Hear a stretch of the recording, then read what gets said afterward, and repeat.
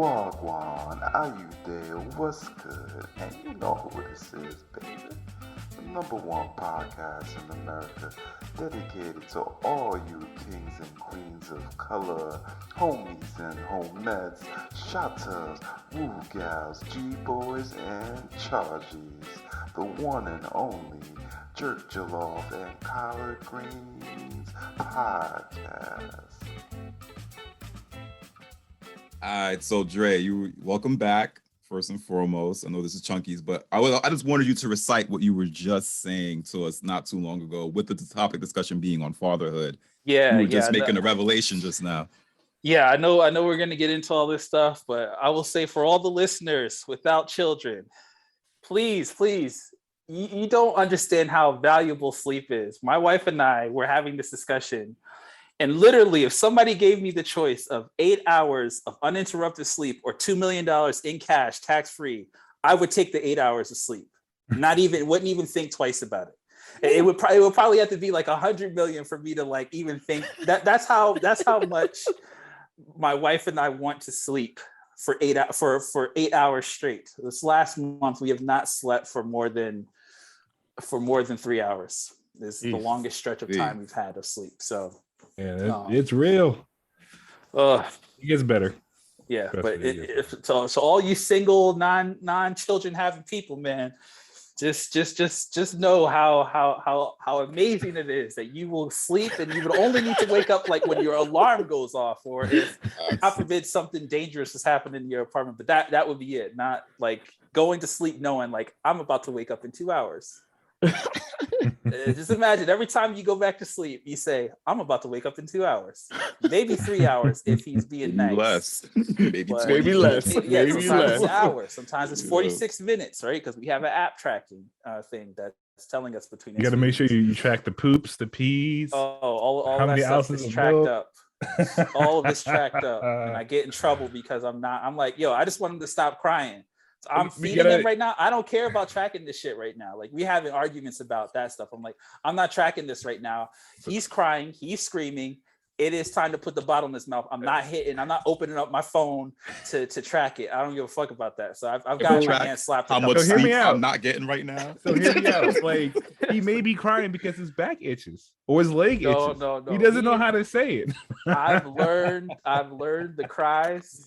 There you go. The I'm hungry cry. Becoming a pro. The I'm hungry cry is at the top of my lungs. Feed me right now. There's no consoling. There's no, and obviously he's a baby, right? So he can't see that I'm making the bottle, right? He can't see that I'm trying to put the bib around his. It's never fast enough. Chill. You're too slow. Like, on deck. He rolls over. It needs to be right there. Feed me, motherfucker, feed me.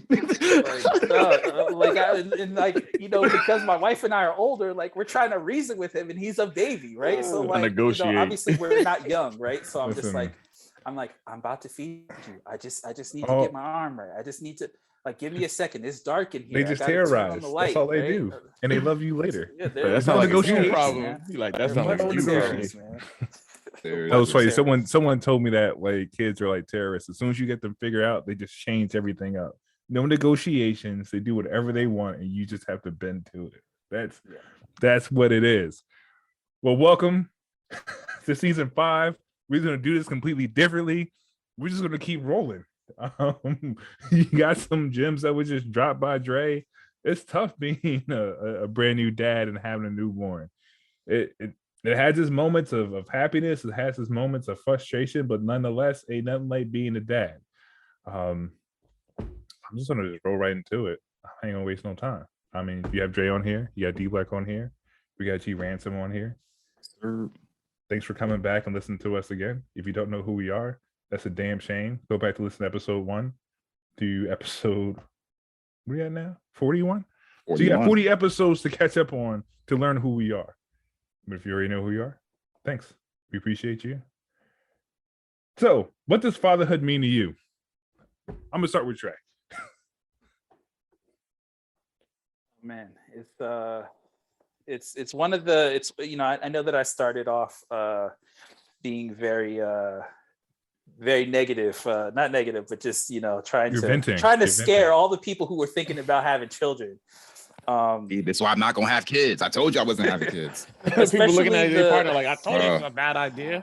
especially the route that my wife and I had to take to get to this point. So I guess I'll quickly talk about that before kind of, because I think for me it helped shape what fatherhood is. My wife and I have this has been a really long journey for us to get to this point. We've had multiple miscarriages.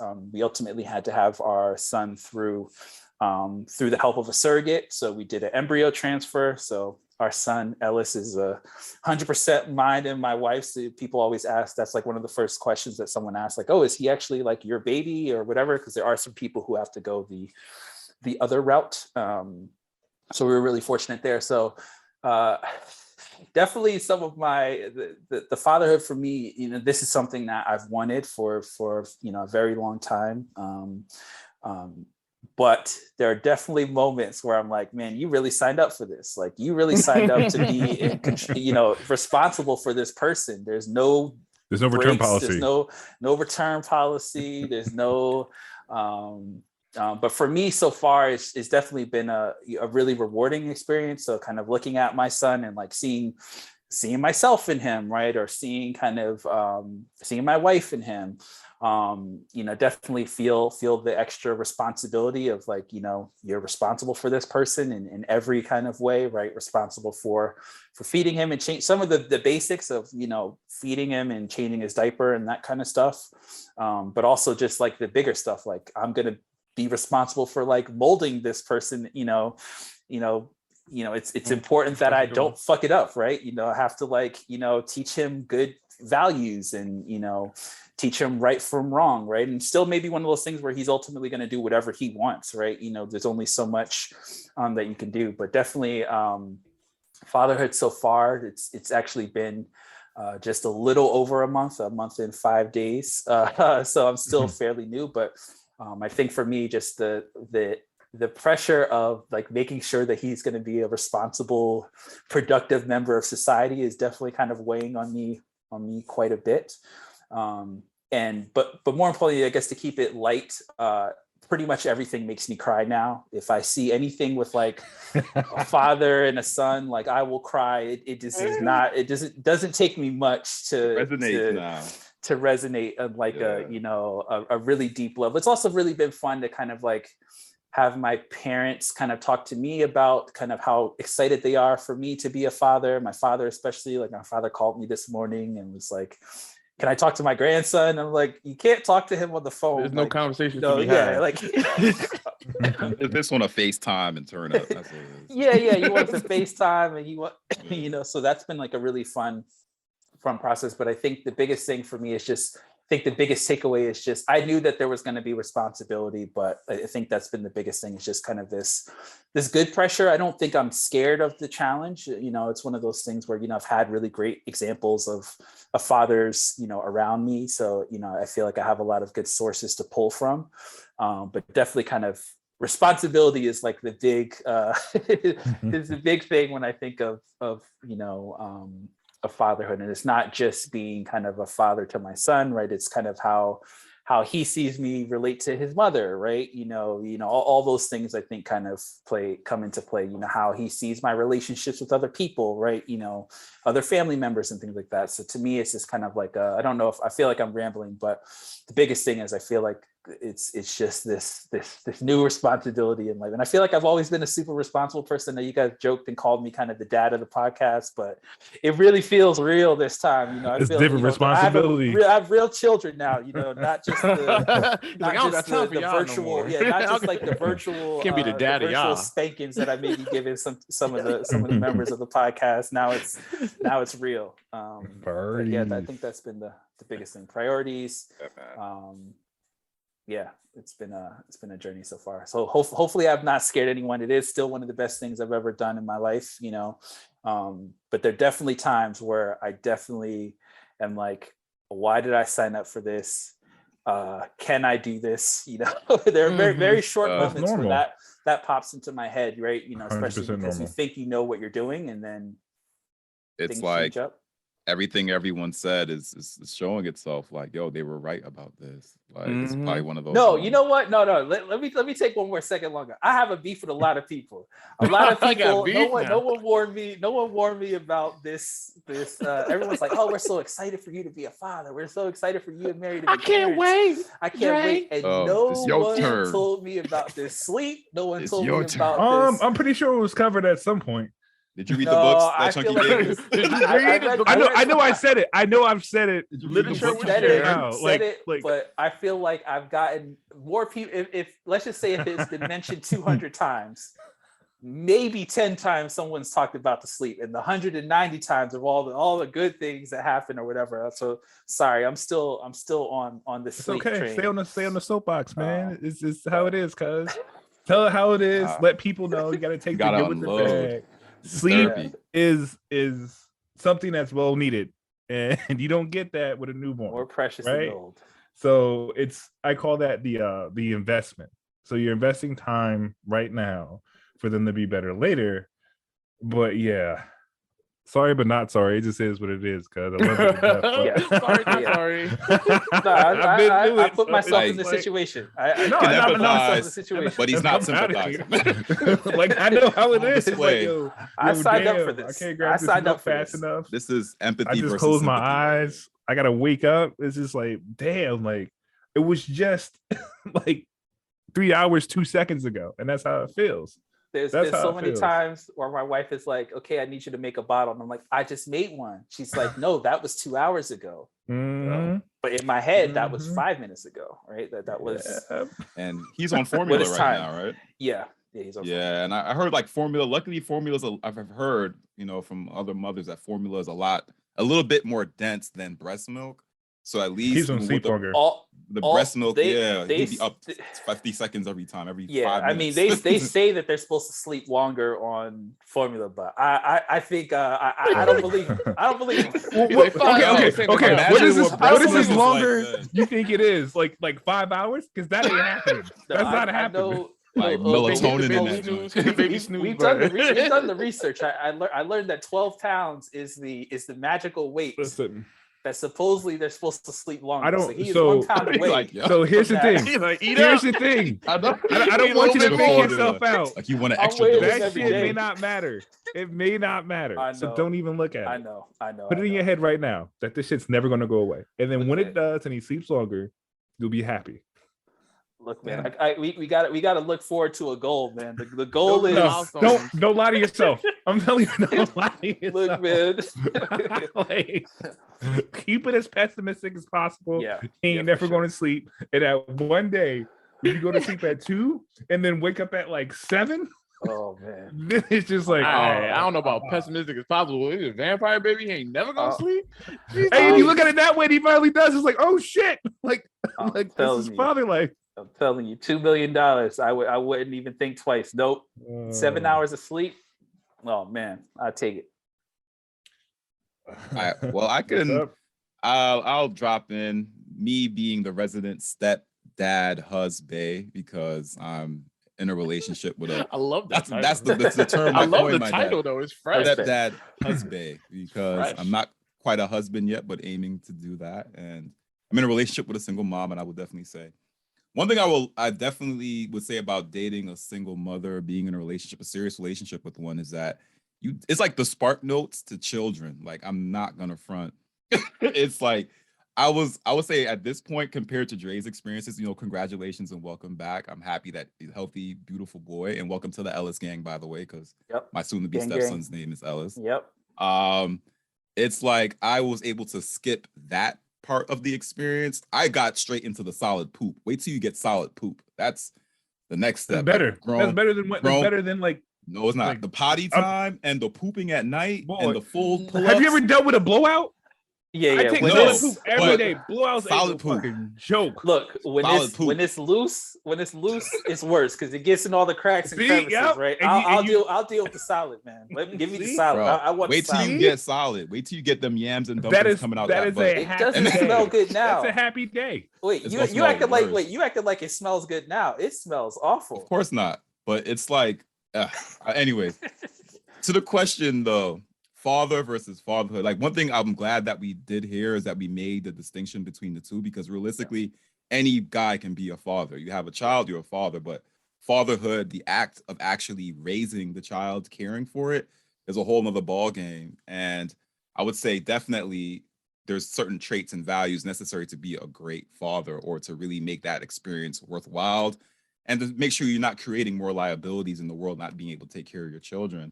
Like one of the things I would definitely say for sure is a trait I think helps is that sense of like compassion and like leadership, being able to kind of relate and understand, like being a guiding hand.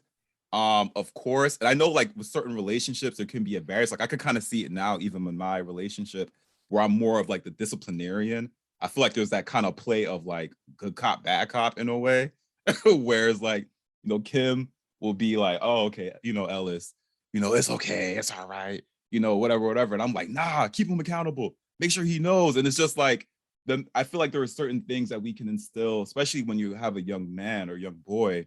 It's like there are certain values that you want to fill him with and instill him with. And it's like ultimately, because he's going to look at me essentially as that male figure that's always present on the day to day, even though he does have his father, he sees on weekends, I'm the person that he's seeing on a daily basis.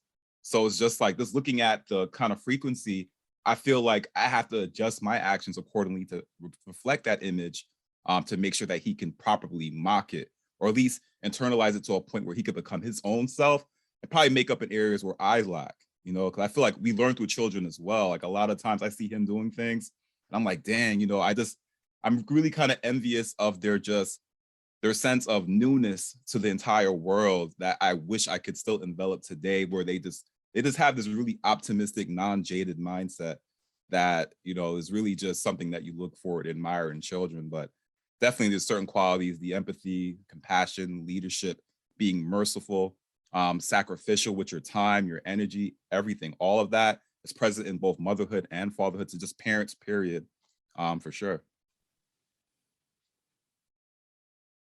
Yeah, I think just to add my own 2 cents, obviously I'm not there yet. I mean, if you ask my niece, I'm probably uncle of the year, but that's still it's nothing compared to what you're dealing with Dre. But I will actually want to actually coin one thing that one of my boys had mentioned a long time ago, where he was like, a parent's job, like this is what makes you a good parent.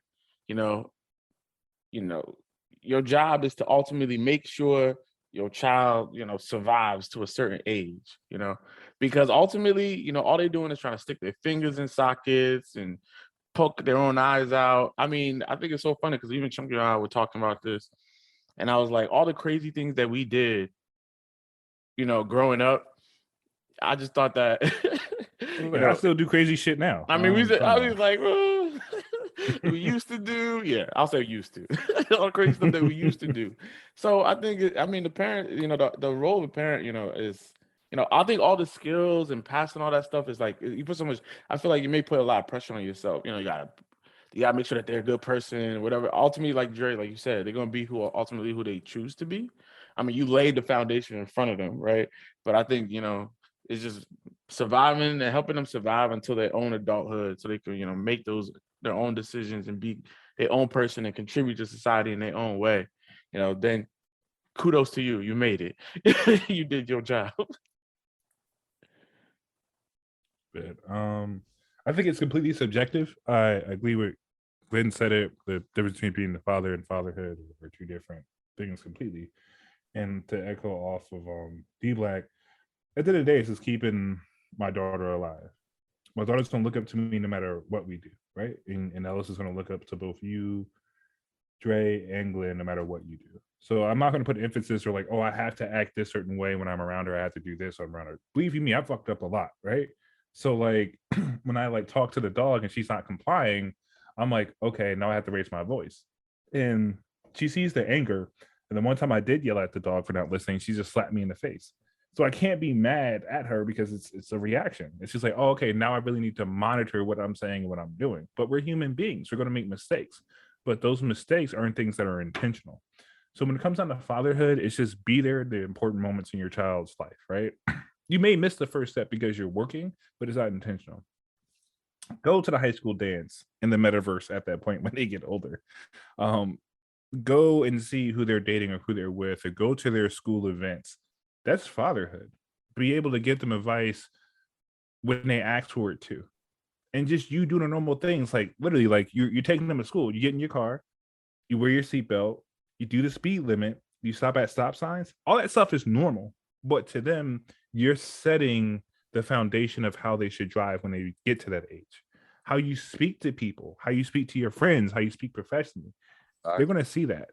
So only thing you have to do is be you, right? If you're a good enough person, you don't have to worry about anything. Like D Black said, putting all this extra pressure on yourself to act a certain way, you're going to change who you are. You don't need to. Like I said, we said it too. You have to follow the group, Dre. So you should have no concern about being a good dad, right? Because it's natural for you. I understand you want to do the best, right? He spearheaded some men. He spearheaded some men right here. One thing I'll say for sure, it seems like we have a bunch of aficionados and shooting up the club. You know what I mean? Like we are just lighting that motherfucker up right now because we have babies all across the board.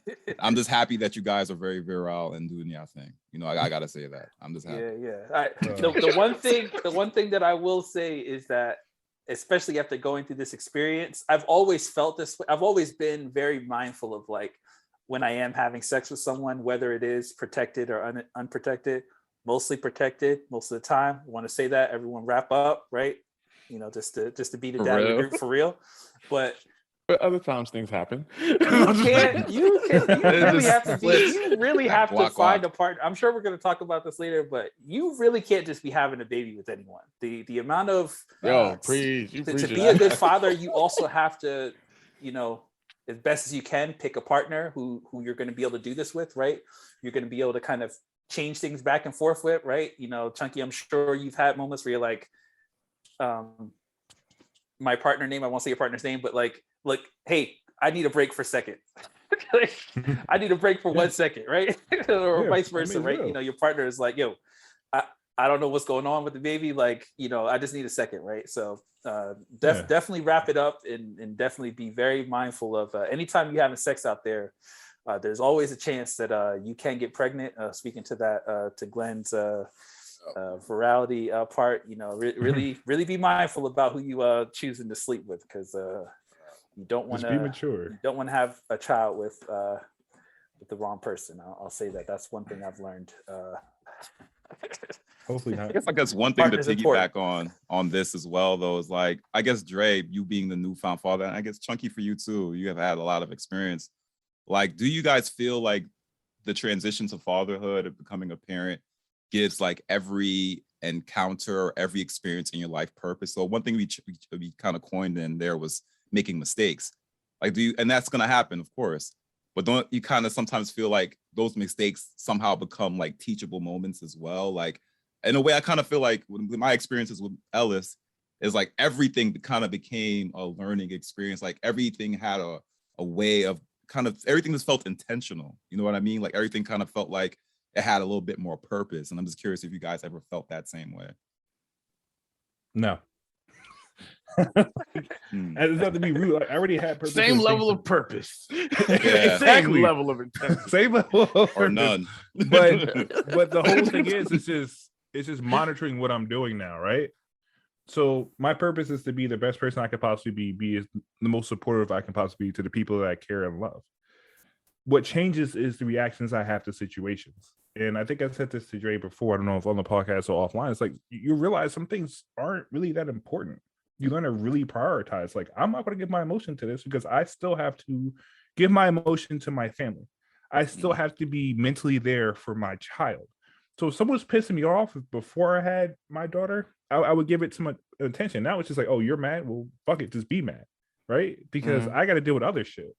I don't need to be upset with work and come home and not really enjoy the moments I have with my daughter, as limited as they are, because I work consistently. So my purpose doesn't change, but my mindset does. I already had purpose in life, but this gives me more of a reason to think through situations and to better perform for her and my wife. And that's just my perspective. And that's just how I deal with it. So, Dre, you got it.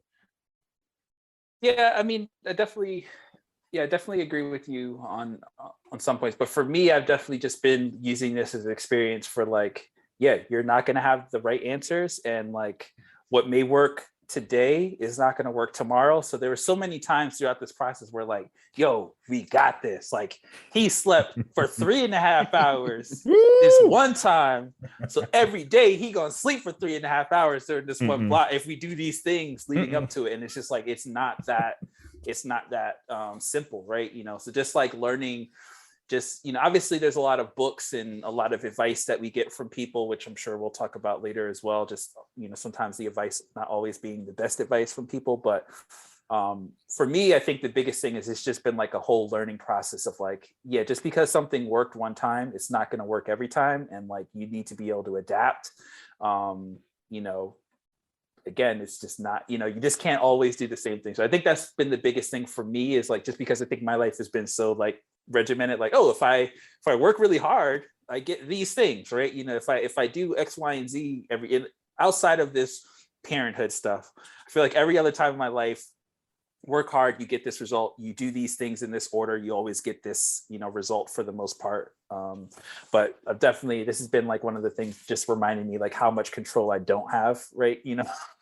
I don't have control over when I'm going to wake up. I do have control over how I'm going to react to being woken up, right? I do have control over, again, that's the only thing I do have control over, is how I react to certain situations, right? Is how I'm going to kind of take on, these frustrations that I may have that don't last very long, but how am I going to like react to these things, right? Or if I see my partner struggling, right, I need to be able to control my reactions to that as well. Like, oh, like she's probably struggling more right now. Like I need to be I need to step it up, right? I need to do something different. So that's been the biggest thing for me, is just like learning about myself, learning about my partner, and learning about, my new son. I think it's been the biggest thing, but just knowing that I don't know everything, and this is I hope you just don't. been like That's dangerous. No, I don't want to. So this is going to go towards Glenn. What are the biggest generational gaps that you notice with kids today, and how we grew up as millennials? And how would you bridge that gap? This can range from technology, interactions, sports, and mental health. I think you completely missed that one. Was that for me? Yeah. I stepped away. I didn't realize you didn't have your I was giving Jesus effect, and I'm like, I'm pretty sure I'm blinding everybody here. I'll only do that for work calls. It's a secret. I put on the light, this light right here. You guys can't see it, it's not video, and it blinds the shit out of everyone. They're like, fuck, Glenn, turn off your camera. And I'm like, all right, good. All right, good, perfect. Yeah, drop me that question. Ooh, genius strat. Hold on, I need that strat again. Well, good luck with that. Direct the camera into the light. What are the biggest generational gaps you've noticed with kids today, and how we grew up as millennials? And how would you bridge that gap? This could range from technology, interactions, sports, and mental health. Man, I feel like children, like kids today, have a very little regard for, at least for what I've been exposed to the demographics that I've been exposed to on a day-to-day. And even the things you see on social, I feel like the kids today, anyone that grew up in like 1995 or was born in 1995 and up, just has like a complete disregard for like authority and for their elders. And I hate to generalize this entire group, because I know there's some good ones out there, but I just feel like there's been a complete shift. Like the things you see kids do today versus in my time, it's just like, yo, we really had that village community. And like growing up in New York, immigrant household, Jamaican parents, like there were a lot of things that they pushed forward, they had a lot of ideals as far as what it meant to raise children. And a lot of it revolved around discipline. And I feel like that's something that we're missing today. Like, I feel like we're kind of just in this advent of people that aren't prepared to be parents. And I think there's some confusion as far as parents understanding that they're really the first teachers and will always be teachers to their children.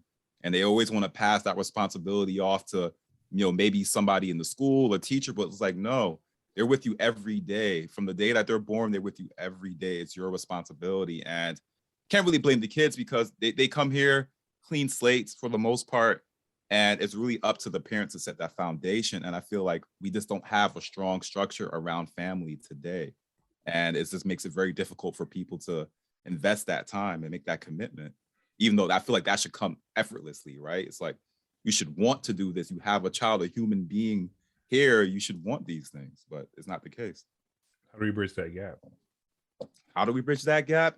I feel like a lot of it probably has to deal with like ensuring, like I know this kind of goes into a little bit about pro-choice and abortion and things like that, but I feel like every new parent, anyone that's within, any woman that's within the term, any parents that within the term should have like be made aware of the different options that are available to them if they're not ready for this next step, whether that includes abortion, I mean, not abortion, sorry, adoption. No. I mean, there's two. People can make the choice as well. There's a point where it gets to where, okay, because we have some states that are trying to reverse the ability for a woman to make a choice. And I think when doing that, in a way, in my opinion, you create more liabilities in the sense of a woman is just completely not ready and she has no other option. So they should have a choice as to whether or not they want to keep the child. I do believe that. I mean, but like you speak on readiness, it's like I don't think anyone's really ready. Like, yeah, I don't think anyone's that you're ready. So I just want to make sure like you can clear that instead of like. No, I mean, I said, real quick. I don't know. I think there's people that be like sitting there like, I'm all right. This is the time. Now's the time. I'm gonna get this. I'm gonna do that. I'm gonna prep this. Yeah. I mean, like they be getting the whole game plan ready. This is what I will say. Yeah. This is what I'll say very quickly. Before having the baby, I was one of those people like, I can't believe there's people who have children who don't want them. Like I feel like I've completely flipped my whole mindset on that thing. I was very judgmental to be like, how would you not want a kid? Like, this is the best thing, you know, like I don't think you can ever really be ready to have a child, to be honest with you. Like, I really just don't think there's really anything, minus if like you helped raise a sibling growing up or whatever, and like you physically had that experience. But I don't know if anyone is truly like ready, quote unquote, to have a child. My parents had me when they were 20. I don't think they were ready to have me at 20, right? And I'm 37. I always forget my age. I'm 30 and 37, or 36. I don't know my age. Once you pass 30, it don't matter. Think about that as well. Yeah, I'm 30. The fact that people are having children much later at that as well is also a factor. So that says something. At the time they were able to have kids at 20. Being 20 then, you were considered like older. You were an adult. Like you had people that were probably having kids at 16. You know what I mean? And it's like, you think about it, it's getting later and later and later and later in the years that we're able to have children. When I speak of readiness, I mean, this would be real quick to clear that up. I feel like, you have parents that come in with no money in the bank at all, no savings, no nothing, whatever. And I feel like the financial piece is very important. One way you can assess your readiness. Like, we're speaking about the day-to-day things, which I understand. Nobody knows what that's like until it happens, but there should be like a rule where it's like, hey, it costs this much to take care of a child. This is what you need. You may want to look at access to schools or different resources if you're the sole parent and the guardian, especially if you have no one else to support you. These are like all things that you need to look at, and it needs to be brought in front of people. But I feel like a part of the problem we have in America is that we can never say someone's a bad parent, right? There's always that gray area. It's like we can't say, you can. I don't know. You can. Please say that. You can't say that today. You can say it today. You can say it, but you will get canceled. Like, you won't get canceled. There's so much fear around that. So one thing I would say is just that I don't look at finances. I look at maturity, right? So it's just like you can have no money in the bank, decide to have a kid, and like Dre experienced and I experienced, your mindset changes. It is different when you see that child pop out, and it's just like, oh shit, like like so much has changed. Like, I'm not sleeping, I gotta figure this, I gotta figure that. You prioritize a little bit better, but you have to have that level of maturity. There are some parents that just figure it out, like, yo, I really have to take care of this child. There's some parents that are wealthy, and it's just like, I'm not going to pay any attention to my child. I don't care. Like, oh, let me throw money at them, let me fix this with money.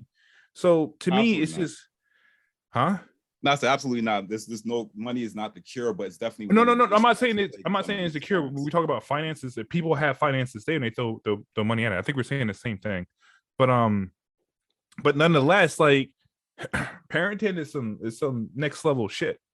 It's not for the weak-hearted. It's not for people that can't maintain and set goals, because what you're looking at, like you said, like schools. Okay, I have to live in an area that has a good school. If I don't, I got to make the money in order to send my child to private school, whatever the case may be. There are some bad parents out there. Let's call it what it is. I don't care if you cancel me. It's just like, all right, I've been in jail. You'll find this out. Like, you'll be hanging out with other parents and kids, and then like my daughter had got pushed one day, and then like I looked at the dad like, yo, WTF? And he was a cool dude, but like he was a good parent. Like, hey, I'm sorry, my bad. Let me fix that. There's some other parents like, so what? Like, your child got pushed. You need to deal with that yourself. So that, to me, that's bad parenting, because you're teaching your child a bad way to interact with other people. Welcome to the Hunger Games. Yeah, but like the Hunger Games, Hunger bitch. Games, Hunger Games. So like, defend yourself. Defend yourself. So yeah, like I'll call it all day long. Like, being a parent, like set parent or not, you can say like, I don't give a fuck. Like, you're a horrible parent. Like, you're not doing the right things. You're not giving your child attention. They're acting up. They're malnourished and stuff like that. There are bad parents for several different reasons. So you can say bad parenting and roll through it. I'm not afraid of being canceled, but I think what we lost in society today is the ability to be honest, right? Just because you don't like what I'm saying doesn't mean it's wrong. It's just like, I'm saying it because I give a fuck. If I didn't care, I wouldn't say anything, but I'm saying it because I want it to change, and I don't have the power to change it, but you do. So I'm going to bring it to your attention, and your reaction is your reaction, and I have to just roll from there. I can't just sit here and just like, oh, get out of my face. It's just like, well, just like if I don't like something on TV, I'm just going to change the channel. Now, I can't take my kid out of a school. There's a shit ton of bad parents. I have to figure that one out. But nonetheless, just speak your piece and speak it properly. I would say, kind of in today's society, you kind of can't say whatever you want, right? So this is, I know we're talking about it in like the parenting bubble, but you know, we're almost like at a point where you really can't speak openly against certain things, right? Depending on if it's a protected group of people or you have an issue with someone, like you kind of have to be really, I know we had that previous early on episode of cancellation, but yeah, it is one of those things where I agree with Glenn on that point, is that you really can't, that is probably one of the third rails to tell someone that they're a bad parent. You know, that's almost like telling someone, like, I feel like you could probably, I'm trying to like, without getting canceled myself, I'm trying to think of other things that I could say that are appropriate to be, you know, like maybe saying someone's like overweight, right? Maybe overweight. Like I'm trying to think of like PC things or whatever. But like, your methods of parenting are very unorthodox. Yeah, it's like you really have to be careful. AKA bad parenting. Like what book would you read that in? I'm very curious. There you go. You just figured it out. You just have to say it differently. Unorthodox. They're like, what, motherfucker? Go to Patterson and say that shit. Good luck. Yeah, but yeah, I ain't raising no kid in Patterson. No offense, but like, I don't know. As a parent, you want your child to have it better than how you've had it, and that should be the goal of being like a parent, honestly. But fuck it, man. Sometimes you gotta say what you gotta say and just take your licks and keep on going. Like, I ain't down for that. Well, I'm not gonna say anything because they're gonna get upset, and I got called in the principal office as a grown ass man. Fuck that. Like, no. I mean, when you get canceled, you're gonna think about it differently, though. Okay, so all right, mark my words right now. Put this down, and Dre, I'll tell you about it. I'll tell everyone about it. The day that my daughter goes to school and there's a shitty parent, I'm gonna say it, and I'm gonna let you know the results. Whether I be in jail, whether I be kicked out that school, I will let you know how that goes. But I am going to test that theory out. Now we know, Chunky, items, you have a daily multiple choice of what you want to do today, and every single choice is I choose violence. It's fine. I wake up every day like that. A through D, I choose violence. Oh, is violence an option here? Even if it's not, I'm gonna pencil it in. Oh, violence is an option here? But yeah, I'm just saying it's a very sensitive, touchy subject, and that's why you can't just make a book on what to do for how to be a good parent and everybody will abide to it. It's like, it's just a very touchy subject. Is the point I'm trying to make. Like, it's very hard to call people out on their parenting methods and standards. It's like hard, subjective, right? There's a lot of subjective. I think part of it too, in my opinion, is just people. I don't know. People tend to act like they're like. I feel like we're going on a tangent now, but I feel like people tend to act like their kids is untouchable, you know, like because it's their child, they can be without, you know, malice or wrongdoing, or they're impervious to those type of things. And I was like, like, you know, like, oh, but I knew him so well. You see, like, they talk about that kid on the news, and they're like robbed the store. My Timmy, not for my child. I'm like, my child is a menace. Damn right, she did that shit. Of that. I mean, I think it's natural that you want to defend, you know, yours, but you know, that doesn't mean that they're impervious to. But that's kind of like the like with, for example, with your sisters, right? Like, and I know your sister.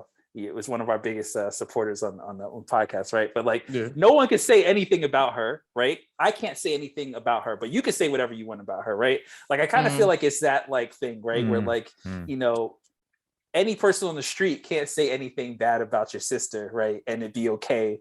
Versus, you know, you give me the funny eyes. I hear what you're saying. I hear what you're saying. I feel like it is kind of like that. I could only imagine it being worse as a parent, like, you know, like, don't talk about Chunky to me, right? Because I'm gonna have anyone outside of this podcast, if you have anything negative to say about Chunky, we got problems, right? You know, even if they're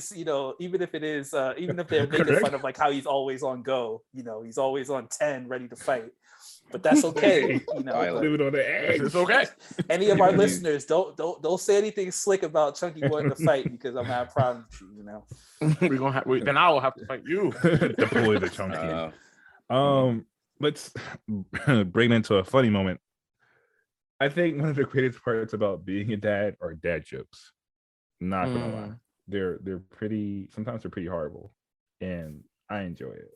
Does anyone have any dad jokes that they've been putting in the bank or have used and have been successful? Knock, knock, who's there? I don't know. I've never actually had to. I mean, I guess I'm not in that situation. I haven't had to use a dad joke. Actually, but I will say one of my coworkers, he's an avid dad joke. And I guess it's interesting now how there are people who look at it like they prepare dad jokes. Like they have like a list of dad jokes that they need to like, all right, oh, that ain't hit. All right, what's my next one? That ain't hit. That's one. I'm like, yo, y'all really be practicing these jokes? Yeah. That's the great part of being a dad. You can tell some shitty jokes and no one laughs. You keep going down the thing. They're just like, you're a dad, right? Like, yeah, okay, just keep going. Like that's the thing. My favorite time of the day is 6:30, hands down. Oh, okay. I get it. Because both hands are. There we go.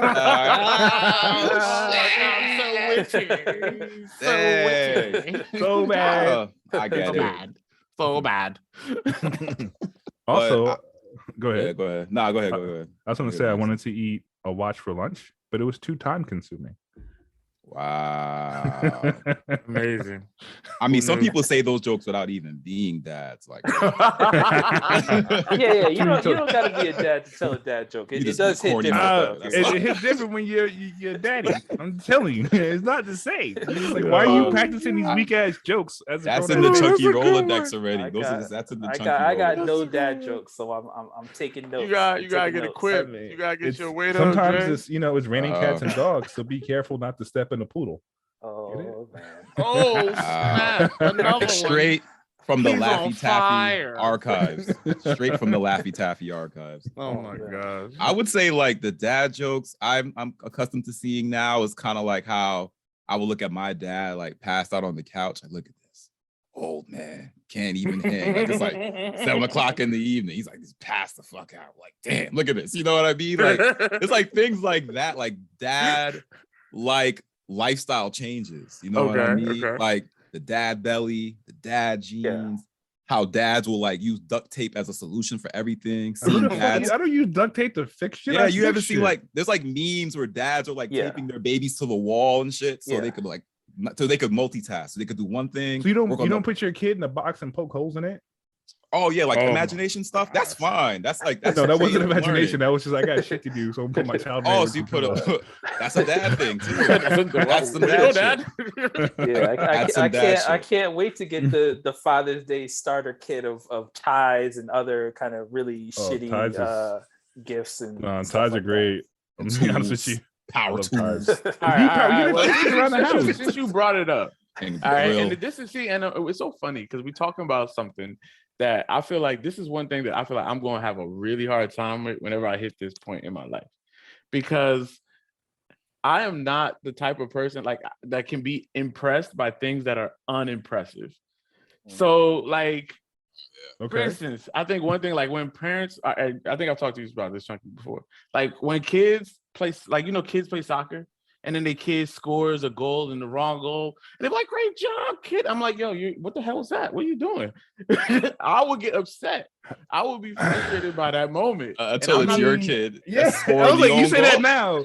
That shit's gonna switch. You'd approach it differently. Like if my daughter did that shit, man, it's just like, hey, great job making that goal, but it's the wrong goal. So next time, kick it the other direction. No, I'm not saying I'm going to be a jerk about it, but I'm not going to give you praise for doing something incorrectly. Yo, D-Black's going to be like, yo, come here. You fucked up, right? You don't score own goals in the out-of-locking household. What's wrong with you? I can see it already. Like, that kid will never want to touch the pitch ever again. I gotta, how is that? That's what I'm saying. But then, okay. Bad parenting. Yeah, I feel like this is the thing. I feel like this is the thing with you, D-Black. I don't know what it is. This is a thing for you. I feel like you always immediately go to this moment. It's like you're so worried about this happening. I feel like you're going to be in the situation where when it does happen, you're going to act completely. The one thing I've learned so far is that however I thought I was going to act in certain situations, completely the opposite. So like, I feel like you're saying this now, you're thinking about this from the mindset of like, this isn't your bloodline yet. This isn't your child, right? So, but like, I feel like when little D-Black pops out, whatever D-Black does, whatever baby D-Black does, is gonna be like, amazing. Oh man, this is awesome. But it's gonna be. But no, I'm not gonna lie. I think I honestly, because of the way I treat my niece, I'm pretty sure that's different. That's different. All right, but I spend. Okay, yeah, I mean, okay, I will say yes, it is different. Yeah, but I do like, spend. Yeah. But I get what you're saying. From different. We'll see. I'm just saying, amount of time with her. It's now on. It's now in audio format. Okay. For you to be able to see. Man, this one's gonna have a lot in it that we're gonna look back on and like, damn, my child got suspended. This would be I got suspended with her. A great episode to reflect on. I'll say the one thing is, I dropped in the chat, but we should probably post this on Instagram. Maybe we'll post it as a story. But basically, D-Black, if my son does this in the game, I'm turning into LeVar Ball immediately. So to explain it to the viewers. There's these little kids playing. It's an organized game, but they're playing on these little hoop, and one kid just takes 2 dribble and dunks over everyone and goes absolutely crazy. So D-Black, I'm trying to think of maybe my son doing the more positive thing. Oh yeah, that's wild. Of going off and acting a fool versus little homie leapt like 6 feet on that dunk. That was impressive. I mean, the hoop was only but like a foot from their heads, but still. But that's what. And I guess that's my point. Is like when there's impressive things, they will be impressed. They will be, let the impressive things be impressive. But I'm not going to pretend to be impressed by something that's not impressive. But that's the thing, right? But that's affirmation, right? So you have to build your child up. You can't be like, all right, cool, good goal. It ain't a hat trick. It's not a hat trick though. No. That's not what I said. For people that don't know soccer, obviously a hat trick is like scoring 3 goals in one game, which is hard to do already. Which is an extremely impressive feat. I'm saying if my kid was to let me finish. If my kid was to score a goal in the right net as intended, based on the fundamentals of the game and grasping the fundamentals of the game, yes, I'd be impressed. That's not impressive. That's normal. But you the one. I ain't gonna do that to my goddaughter. So I'm gonna leave it alone. He's also. Remember, he's Nigerian. All right, he's like exceptional in everything. They're exceptional in everything. I forgot. Exactly, Nigerians are exceptional in everything. His son would have to be coaching the team. Okay, are you coaching? Are you coaching the team? No. Okay. For him to be impressed, he has to coach. No. He can't be the coach. He has to be the manager of the team. Oh yeah, that part. Yes, the manager. Player coach. I'm just saying when I ran a 4.4 and my dad was like, but I know you can run a 4.3, and I ran a 4.3 from that moment on. So I started running. But listen, all kids are different, right? Your child may not respond that way. So that's something that you have to learn, that your level of motivation may not be the same for your child. Yeah, and that's the thing. I think part of that, and you speak to a very solid point, because I think part of that is me understanding that, because even with my dad's level of expectations, there was some times where it was probably tough, and it didn't always. Our relationship wasn't always our relationship wasn't always great because of it. We got to touch on that. Here we go. I will say That's the next question. That's the next question. Talk about that. Let me say one thing real quick. D Black, you will, because I'm in the phase where Ellis is now writing and everything like that, right? Mhm. And I get what you're saying. Me and you are kind of similar in the sense. I get what you're saying as far as the achievement level. But I will say this: you are going to encounter a lot of things that you may not think are impressive, but because they're beginning stages for the young person, it's good to encourage them in the sense like, hey, okay, you're making steps. I see you're making progress. I see you're making strides. You know, you may have scored the own goal, but guess what? You still scored. But now we just got to put it in the other direction. You know what I mean? So it's like we'll come across some things. I saw some writing where I'm like, okay, that's not right. But you know what? You tried. You could have gave up. You still tried. And you got to give them affirmations and encourage them to do better. Like you could still use that moment to teach. Like, hey, you know, not that you suck, but you know, you just probably didn't apply it the correct way, but you still know what's going on. You know? Okay. So listen, hold up. I guess part of it too, I'll say is like my nightmare is being like a coach. Give me a second. All right, go ahead. Thank you. I like how you went from dad jokes to this. Being said that, how was your interaction with your father? If you care to speak on that. As you got older, did it grow or stay the same? So, you know, I think, you know, so actually I would say it did grow because of the fact that, you know, as you get older, I think every parent does it. All right, when you become a parent or when you get to this age, you're going to understand. You know, and my parents did that a lot. Like when you get to that point, you're going to get it. You're going to get it. And then as I started hitting points in life, I was like, oh, snap, that makes sense. You know, and it's unfortunate that, you know, as human beings that sometimes we have to be in that circumstance to grasp what our parents say. You know, I don't think I was too bad of a kid. I mean, I did do some knucklehead stuff. But I'll have to call your parents and see their input. Yeah, you should. You know what we should do? Yeah, we should do that. We should ask our parents. How bad were they? What do you think? You know. I just learned I was a leash kid today. I took my niece. You didn't have a leash? I had a leash as a kid. I had a leash too. It was a backpack. I was a wanderer apparently, and I was a wanderer all over the place. Perfectly normal. You know what? That makes sense a lot because I remember when we was in Japan. I was like, "Where's Alasi?" I was like, "Bro, I'm downstairs." Like, relax. Oh, yeah. I almost had a panic attack. I was like, I lost his Spanish shit, bro. But I guess to double up on the question as well to stay in the theme. Like, do you think your interactions with your father somehow kind of affected what you think fatherhood or being a father should be? Absolutely, 1,000%, absolutely. Because I mean, I think we base what our expectations on what we use as a reference for the good or for the bad of it. Like, you know, maybe I'm like, oh, there's some things that I wish my dad had did that I wanted to do, and there's some stuff that like my dad did, and I'm like, oh, I'm definitely doing that. You know, so regardless of, you know, how you look at it, yeah, there's definitely things that, you know, my parents did or my dad did that I was like, oh yeah, I need to do that. And then there was some parts were like, yeah, I mean, maybe we like, I mean, because we're African, we're not super emotional, and you know, that's not how we are. But I wish we could talk about, you know, maybe talk about girls and stuff like that a little bit more and whatever. You know, I would have had, give me a little heads up, you know. So stuff like that, you know, I think it would have been a little bit more. It's a weird conversation. What you mean? You don't talk to your kids? You're not supposed to talk. You don't talk to your kids about girls? You're not supposed to talk to your kids about girls? I don't know. It's just, I don't know. Like, I can't bring myself like, yeah, Dad, you know, I really like this girl. What do you like about her? She got nice breasts. You know, she got a fat ass. It's just, I don't know. And then maybe he might look at you and be like, all right, that's dope. But what else? It may not be that reaction. It may just be like, well, you know, that's not impressive. Okay, go back in there and go talk to somebody else.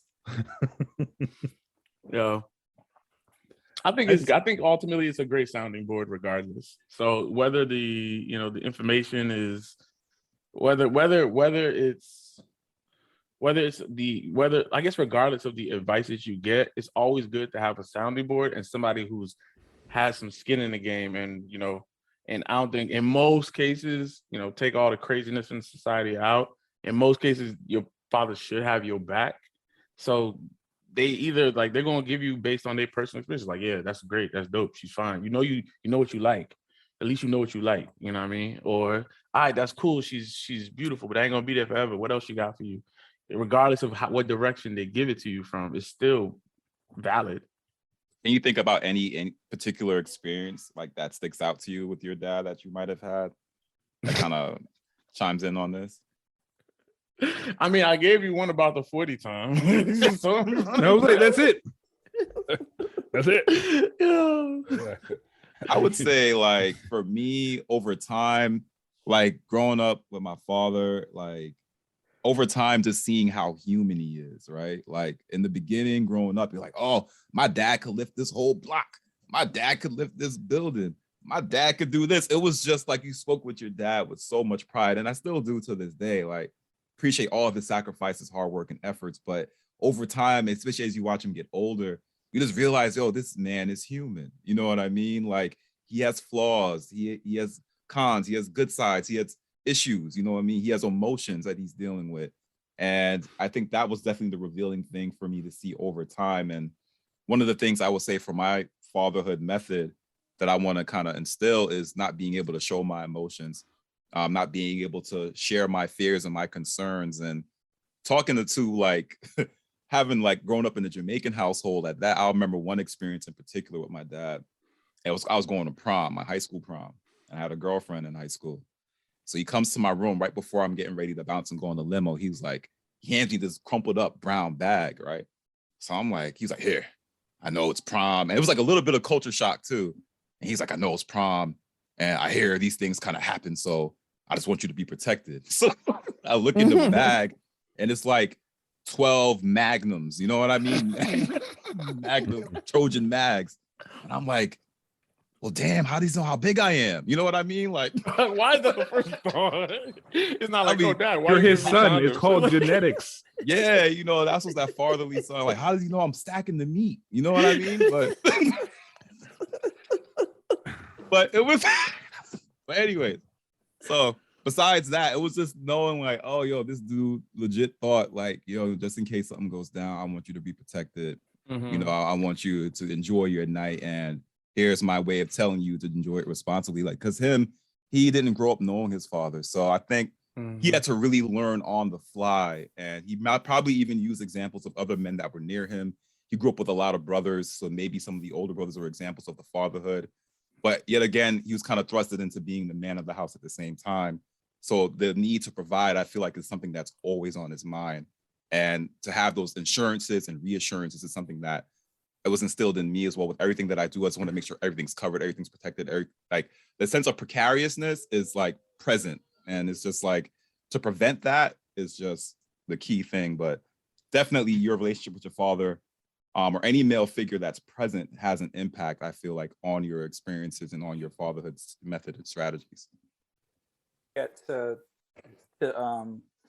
piggyback on Glenn with the, you know, your father being just like your father and or your parent kind of being just a human, right? So my parents got divorced when I was in 8th grade. So I was actually thinking about this very, very recently. It's just like I was trying to think about like what their age was when they were going through the divorce, and just like how they were still fairly young people when they were going through it, right? So I think they did a lot of things kind of wrong. You know, me being the oldest child, like hearing kind of like bad things said from both sides of the parents, you know, about each other, to me, that kind of like shaped my opinion of them for a very short amount of time, right? So, but I could look back at this and be like, yo, they were humans, right? They were humans going through a breakup where they've been together for like a very long time, right? Who knows how to act right during a breakup, right? You know, like, you know, so they looked at me as, I don't know why at 13 or 14, however old I was, that they thought like I could handle them telling me, you know, their stuff that they was going through. But I would say I definitely, you know, the biggest thing is like, yeah, definitely my parents are human. My grandfather was not the best father to my father, right? So like I'm also like thinking about it in that way, right? Like as long as I could be a better father than my, you know, but basically my father's goal was to be a better father than his father was to him, right? He was a great grandfather to me, but he wasn't the greatest, you know, father to, you know, so just that whole thing of just like So my goal was to be a better father than the father that I had. And I think I had a great father, or have a great father. We've definitely had our ups and downs. I won't even get into all the details, but there was definitely some moments where, he missed out on a really big, important milestone in my life because we were going through issues. And it's easily one of those things where I can look at it and be like, you handled that situation wrong. It took him a while to kind of come back and say like, yeah, I completely handled that situation wrong. I'm really sorry for that. Like, I shouldn't have done that, and I know that took a lot for him to be able to say that. Now we have a great relationship, it's all water under the bridge, but it's those things like that I'm just like, yeah, all of our parents are just humans, right? Like, our fathers are just regular, they're really no different, right? And I think it's important that as young children, we do put our, very similar to Glenn saying like, oh, my father could pick up a house, or, he could do this. Like, I think it is important that, that you see your parents as like these like heroes when you're younger, but you eventually start to see that they're just, people.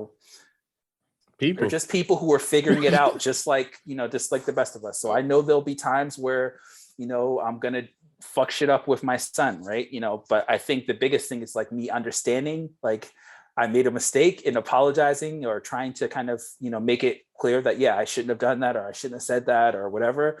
And kind of just being like really honest about it, putting my ego to the side, right? So I definitely will try to, and I think D-Black said this as well, right? Take the best from your parent, right? Whether it's good or bad, right? You can always kind of use these things one way or another and be like, okay, I want to do more of that.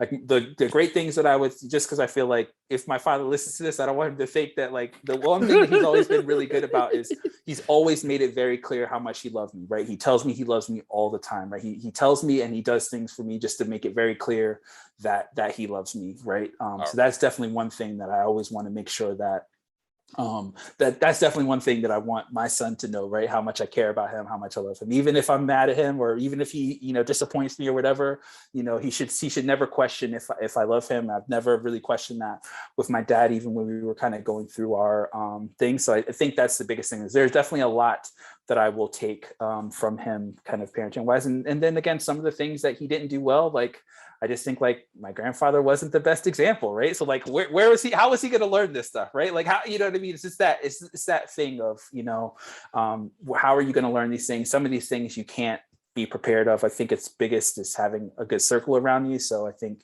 there's stuff from every one of you guys on the podcast, and I know Francis isn't here, but him as well, right? There's all these different people I have in my life to be able to pull from to get kind of their ideas or input on things. So that's where I feel really kind of fortunate to be able to have such a good circle of people around me to kind of be able to kind of work through these things. But that's the biggest thing for me, is just kind of just knowing that I'm not going to get everything right. I'm going to make mistakes, but just like saying like, hey, I fucked up. I'm sorry. I love you. Like, I'll try to not do it again, just being kind of, and just be like, look, I messed up. Right. Like, I feel like that's one of the biggest things that if there's one thing that I feel like I can impart onto my son, is just like, apologize when you're wrong. Like, when you're wrong, apologize, right? Just that, to me, I feel like if I could do that one thing, I feel like I'll be a success as a parent, right? Like, I feel like if that's the one, if there's nothing else he does, right? If he gets it right when he fucks up, to be like, I'm sorry, and move on, then I feel like that'll be a success. But we'll see, right? It may not be that simple, right? It may not be something that comes very natural to him, right? Yeah, there'll be challenges and struggles.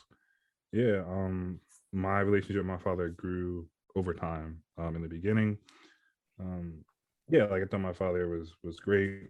We had our ins and outs. He missed a couple of situations. I learned the reason why. When I changed professions, our relationship got better. There were more topics that we could talk about, and there's more common ground that I had gained. And it's funny to listen to how you found out that your father was like a human being, right? And my story is completely different. So I wake up every day and choose violence. Even as a kid growing up in my father's house, was like, fuck that, we're gonna fight. And my father took me up on that. He was like, okay, we're gonna throw the hands. And I proceeded to whoop his ass. And I was like, you are immortal. I was like, you are not that strong. I was like, wait, did you just like Kazuya, your dad? It's like, you broke one of the 10 Black Commandments of fighting your parent. He said, let's do it. And I was like, bet. I was like, let's do it. I mean, we pieced it up later. Like, I'll say one great thing about Me and my father's relationship, we can yell and scream at each other and argue, but when we get off the phone, it's like, all right, I love you too, and that's it. And we realize the things that we say to one another doesn't really mean much if we're in the heat of the moment. That's the heat of the moment, but it's not a personal attack on who we are as individuals. It's more so being compassionate about the conversation that we're having. And I noticed that in my family that, you know, a lot of us is argue. That's just what the clan does. We just argue with each other, but it's not personal. And he's been there through a lot of different situations. He's given advice. He's a great father, right? To me, the best father ever, and that's subjective because he's my dad, right? And that doesn't take away from anyone else's father on this podcast. And I would never say anything negative about him. He had to learn a different way. His dad wasn't there, and he told me that. And my response was like, not knowing who your father is and him missing situations, you know how that feels. So you should treat me a lot differently than how you felt when your father was absent. And I said that at a really young age, and it kind of dawned on him later on. But at the end of the day, being a dad's not easy. I mean, to you know, my daughter, I'm gonna seem like a superhero all day long. Like that's never gonna change. The day that she finds out that I'm immortal will be the day that I die. Is that reasonable? No, that's not reasonable. But to me, that's this expectation of doing the most all the time, and nothing's too much. So I'm gonna fail. I want to, you know, make mistakes and errors, just like you said. I'm gonna fuck shit up. This is what it is. But nonetheless, our children are going to know that we are doing our best at all times. That when we falter, it's not intentionally. It's just that sometimes we just can't help it. We're human beings. But you know, I'm still going to have a cape on my back and, you know, the S on my chest until the day she's like, yeah, no, you're here's kryptonite. And this is like, oh damn. You got me thinking. I was watching and his name is Gary. Earlier today I was watching and his name is Gary. Earlier today I was watching Dark Knight, and you made me think of that quote, right? You either you live long enough, what's the hero quote? I feel like I'm gonna fuck it up. It's like you live long enough for the hero to turn into a villain, or I gotta look it up. I feel like someone was gonna save me. I was about to say, with great power comes great responsibility, but that's not it. That has nothing to do with this shit. Nothing at all. But yo, you know the most ironic thing about you giving your dad the hands though? He probably thought about it after he got his ass whooped. Like, yup, that's my son, all right. Like, no shit. That's my seed. We made a sandwich later together, and it was fine. Yeah. Like, it's bloody nose and all. I could not. That just sounds like the craziest. That sounds like the craziest thing I've ever heard, especially from like a Black American like household, like putting hands on a dad. Like I feel like I couldn't imagine fighting my dad. Maybe that's just like part of my thing, but I could not imagine. Where do you think I get this from? Well, maybe that's like it all makes sense now. It all makes sense now. If you fight maybe it's dad, Luke and Darth Vader type of junk. You know what I mean? Yeah. So the quote, you gotta kill Darth Vader, and it's like, yeah. Dre's So now he's ready. Yeah, here's a quote, because as soon as Chunky said this, it made me think of this right away. You either die a hero or you live long enough to see yourself become the villain. So I don't think your daughter will see you as I think she'll probably always see you as a hero. I think the whole father-daughter thing is like way different. You know, hashtag girl dad. You know, I know you're always going to be, you're going to be the first man that she loved, right? It's very, very big, important responsibility there. But I'm sure I know you may think that, but I think I don't think she'll see. I feel like even my sisters to this day still see my dad as like, I think it is slightly different with girls. I already know my son's just not going to care about me. I see the way LeBron's children act towards him. He's just like, they're not impressed with anything I do. So like if they're like that with LeBron, like imagine LeBron James being your dad and you're just kind of like, oh yeah, he plays basketball, cool. I mean, that's your dad. Like, my favorite player is Damon Lillard. Like, oh shit, get out my house. Wasn't it that Chappelle episode with like when he was at his son? He's like, oh, Nick Cannon's hilarious, and it's just like, we broke, we fucking broke. Yeah, that's it. Did you see that skit where where Dave Chappelle's explaining a story about how he took his son to see Dave Chappelle? Oh, you mean Kevin Hart? Kevin Hart, sorry. Dave Chappelle took his son to see Kevin Hart. That's like the funniest thing. That was hilarious. Because it's the same thing where he's like, Kevin Hart is so funny. Like, we both do this. Do this too. Cool. Well, It's been fun. It's been real. I don't know about really fun. We got so deep into this, I didn't get to do the Rep Yours dedication. That's going to be the Black Menswear. It's a Black owned and operated men's high fashion online store designed by Taylor Jacob Clayton. You can find him at J Scott and also at Black Menswear on Instagram. So, gents, being a dad is awesome. Really good. Some ups, some downs, some lefts, some rights. I'm glad we were able to share this experience. Any departing words before I make the closing statement? Nothing. I would say on my end, being stepdad, husband, and hoping to make that transition into raising a seed of my own as well. Just embrace it. But really, I would say take the time to really reflect on what's being said here. If you have friends that are parents and you consider becoming a parent, speak to them, lean on them, and get as many different opinions as you can. Get as many resources as you can. Find out what's available to you locally if you are struggling as well, if you're low on resources. But the idea, the premise of a village is real, trust, especially for a lot of our single parents out here, moms and dads. And I think even with a dual parent home, I think the necessity of a village is very important and not to lose sight of that. If you can, make a village of friends and family, people that you can lean on, support you, give you a moment to step out the house when you need it because it will be hard. Find that and keep those, make those bonds and relationships. Other than that, one thing that is true about parenthood is that it is probably one of the most beautiful things that you encounter. So just embrace it. And really, I really hope to see more. I want to see Goddad title on me thrown around all about. You know what I mean? I want the Goddad everybody. I want to Goddad everybody see. Yeah. Just, just so that I can say this on record, just so that I know I was talking crazy about being tired and all that. It still is one of the best experiences I've had so far. I know there's a lot more kind of things to learn. So I definitely am really still very much enjoying being a new parent.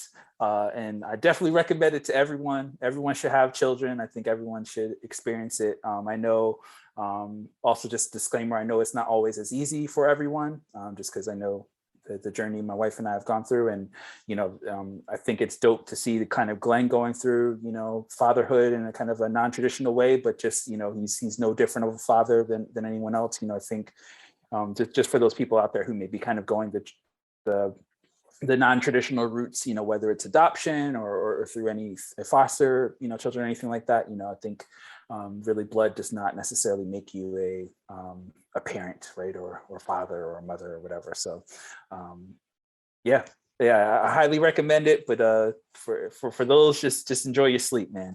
Just enjoy your sleep. Oh, you can. Enjoy your sleep. I'll leave you with 3 things. 1, your child is your irrational best friend. So when shit gets tough, remember that. Best friend too.